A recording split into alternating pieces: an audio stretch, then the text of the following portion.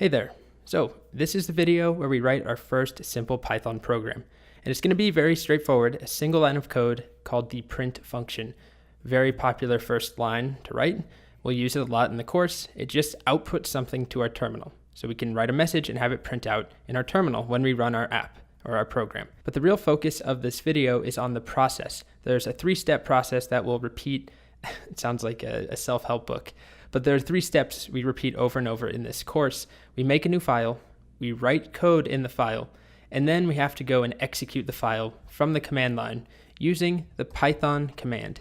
And on a Mac, it's going to be Python 3 because it already comes with Python installed, which is Python 2. If you do happen to watch any of the PC videos, I just use Python, but they'll do the same thing. So on a Mac, Python 3, and then a file name. So first we need to make a file. I'm on my desktop and I'm going to make a new directory just called first, program. And then I'm going to cd into first program and then make a new file. So you don't have to make your file in the same location. You can make it on your desktop. You could make it in your documents folder, wherever it is, just remember. So I'm going to make it in this folder and I'm just going to call it hello world.py. So I've made the file. I can see it here. And now I need to open it in Sublime. So step 1 was making the file. Step 2 is writing stuff in it. We're going to use Sublime to fill it. And if you're still not comfortable with the command line, you could just go to Sublime and do File, New File, navigate to the correct place when you go to File, Save. And I'm already saving it to first program, so I just would need to give it a .py, seconds or hi.py file. That's going to put it there for me. But I'm not going to do that because I prefer to use touch, as I did here.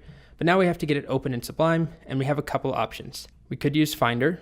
So we leave the terminal, open up Finder, find the file, drag it over. You can see, I'm sorry the font's so small, but I can't change this part of Sublime. But it says hello world.py. I've opened it up, and I could write my code inside now.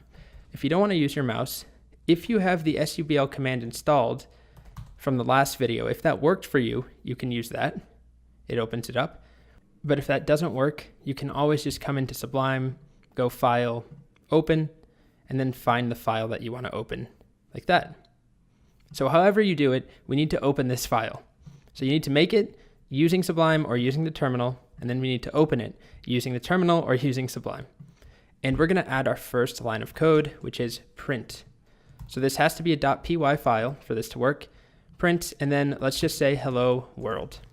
We can put anything we want in here, well, virtually. We'll see some restrictions later, and it will be printed out in our terminal when we execute this. So we need to save the file. Sublime shows you that you haven't saved this if there's a circle there, and I'm going to hit save right now, Command S, and you can see it changed to an X.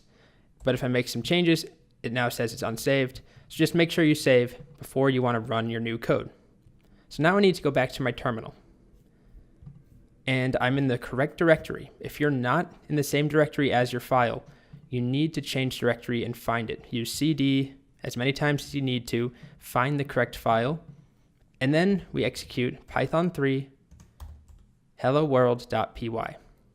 And this is the 3rd step in the process. So 1 was make the file, 2 was put code in it, 3 execute it. And there we go. It prints out hello world. Very silly.